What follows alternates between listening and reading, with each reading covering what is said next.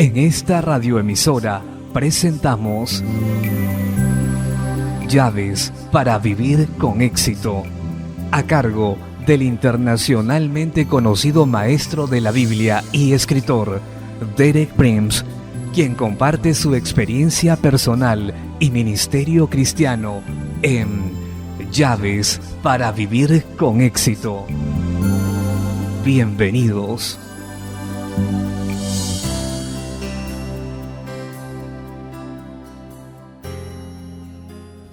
Llaves para vivir con éxito presentan Objetivo para vivir 4. Me alegro de estar nuevamente con usted para compartir preciosas verdades de las Escrituras que han hecho la diferencia entre el éxito y el fracaso en mi vida y que pueden hacer lo mismo en la suya. Nuestro tema para esta semana es Objetivo para vivir. En nuestros estudios de esta semana hemos tomado a Jesús como nuestro patrón y como nuestra inspiración para vivir. Vemos que la motivación suprema de su vida, el propósito por el que descendió del cielo a la tierra, fue hacer la voluntad de Dios como estaba revelado en el desarrollo de las Escrituras.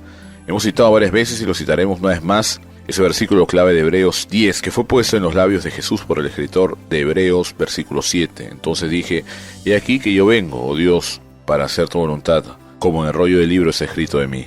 Aquí hay dos puntos vitales. Primero, el motivo por el que vino fue hacer la voluntad de Dios. Segundo, la parte que él tenía que hacer ya estaba escrita en el rollo, y eso debe ser cierto para usted y para mí. En nuestras charlas previas hemos visto 5 resultados específicos en la vida terrenal de Jesús que vinieron como consecuencia de su compromiso de hacer la voluntad de Dios. Primero, la restauración física de manera sobrenatural. Segundo, una visión adecuada de la situación en que estaba diferente la visión de las personas que le rodeaban. Tercero, juicio justo o discernimiento imparcial. Nunca fue engañado, siempre veía las cosas como en realidad eran. Cuarto, un canal de vida para un mundo que se mueve. Y quinto, glorificando a Dios en la tierra. Recuerden, en todos estos resultados Jesús fue un patrón para nosotros que le sigamos. En mi charla de hoy voy a hablar de la culminación de la voluntad de Dios en la vida de Jesús, el sacrificio de su propio cuerpo. Volvemos a leer ese pasaje clave en Efesios 10, versículos 5 al 10. Espero que esas palabras queden verdaderamente grabadas en su mente al concluir nuestros estudios de esta semana. Hebreos 10, 5 al 10, por lo cual, entrando en el mundo, dice sacrificio y ofrenda no quisiste, mas me preparaste cuerpo, holocaustos y expiaciones por el pecado no te agradaron. Entonces dije, he aquí que yo vengo, oh Dios, para hacer tu voluntad, como en el rollo del libro está escrito de mí, diciendo primero sacrificios y ofrendas y holocaustos y expiaciones por el pecado no quisiste, ni te agradaron, las cuales cosas se ofrecen según la ley. Y diciendo luego, he aquí que yo vengo, oh Dios, para hacer tu voluntad, quítalo primero para establecer mi reino, que es hacer la voluntad de Dios. En esa voluntad somos santificados mediante la ofrenda del cuerpo de Jesucristo, hecha una vez para siempre. Jesús dijo, para hacer la voluntad de Dios vino. Dios le preparó un cuerpo y el desarrollo de esa voluntad demandaba el sacrificio de su propio cuerpo. Esa es la culminación, esa es la última meta de la vida de Jesús, sacrificar su cuerpo para el mundo. También he apuntado especialmente en mi charla de ayer que ese era el énfasis continuo en la mente de Jesús, no solo hacer la voluntad de Dios, también terminarla.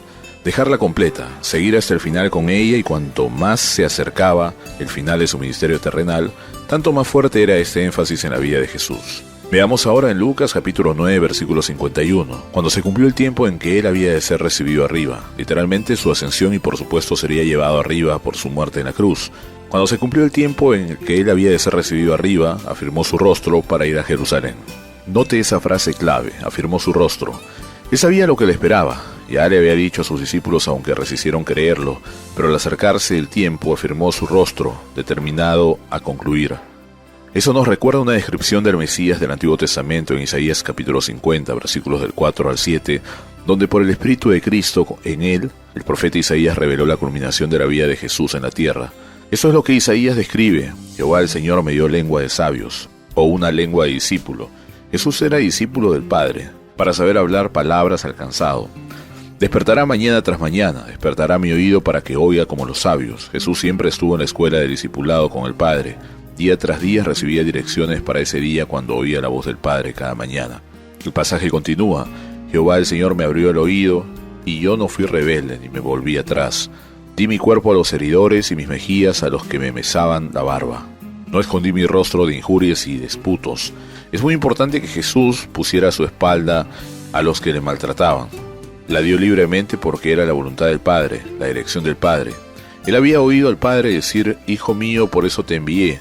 Así que no se escondió, se dio.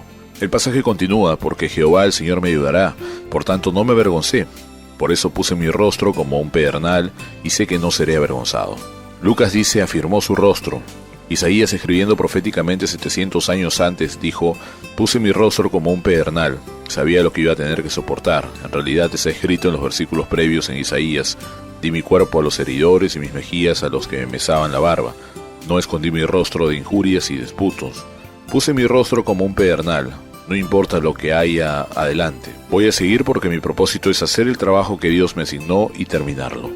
Ahora llegamos a la culminación de la vida terrenal de Jesús como se registra en los Evangelios. Voy a leer del Evangelio de Juan, capítulo 19, versículos del 28 al 30. Jesús había estado en la cruz por 3 horas o más. Estaba cerca de su final y ese es el relato. Después de esto, sabiendo Jesús que ya todo estaba consumado, dijo, para que la escritura se cumpliese, tengo sed. Y estaba ahí una vasija llena de vinagre. Entonces ellos empaparon en vinagre una esponja y poniéndola en un hisopo, se la acercaron a la boca. Cuando Jesús hubo tomado el vinagre, dijo, consumado es, y habiendo inclinado la cabeza, entregó el Espíritu. Note que Jesús entregó su Espíritu. Él lo había dicho a sus discípulos anteriormente, nadie me la quita, la vida, sino que yo de mí mismo la pongo. Tengo poder para ponerla y tengo poder para volverla a tomar. Antes de entregar su Espíritu, una de sus grandes frases fue, consumado es. ¿Qué estaba consumado? Su tarea terrenal, su asignación a través de su vida decía, mi comida es hacer la voluntad del que me envió y acabar su obra. Y con anticipación a ese momento en su oración en Juan 17 dice, yo te he glorificado en la tierra, he acabado la obra que me diste que hiciese. Y en la cruz se había terminado, se cumplió la voluntad de Dios. No fue una derrota, fue un triunfo. Está terminado, todo lo que me dice que hiciera está hecho. Lo he hecho completamente, no he faltado en nada. Ahora la redención está disponible a través de mi sacrificio en la cruz. Quisiera poder comunicarle la amplitud del significado de esta simple frase. Consumado es. En griego es solo una palabra, tetea etal, o en el pasado perfecto de un verbo que significa completar algo, terminar algo, hacer algo perfectamente.